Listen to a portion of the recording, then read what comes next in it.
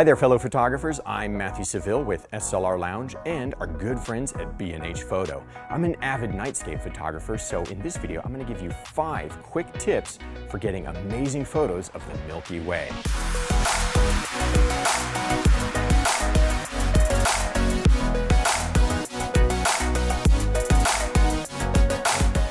All right, tip number 1, use apps to locate the Milky Way core because it's not actually visible every single night of the year.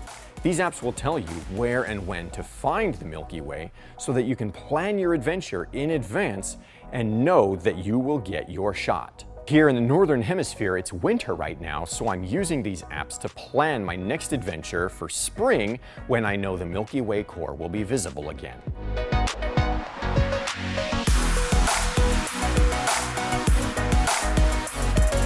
Tip number 2, grab a sturdy tripod and a fast wide-angle lens. People like to argue these days about which camera is the best, but in nightscape photography, the 2 most important things are a sturdy tripod and a fast, sharp lens. Now, I'm always on a budget, but there are plenty of affordable, sturdy, strong tripods out there that will last you a lifetime. When it comes to lenses, you can get started with a basic 14mm f2.8. Some photographers may find that they prefer a 24mm f1.4 prime, but the important thing is, no matter what lens you have, is to get out and practice so that you can learn and develop your personal style as a photographer. Tip number 3, scout your location before it gets dark. This sounds super basic, but it's very important for both awesome photos and for your own personal safety. So arrive well before sunset, scout out your angle, set up your tripod, and then wait for it to get dark.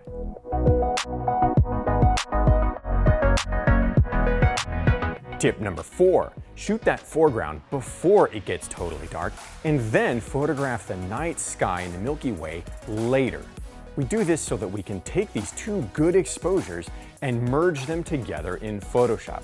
Otherwise, if you wait until later to shoot the foreground, it'll be underexposed and terribly noisy. Personally, I like to plan my adventures for when there's a little bit of moonlight shining on the nightscape so that I can get my shots in one single exposure.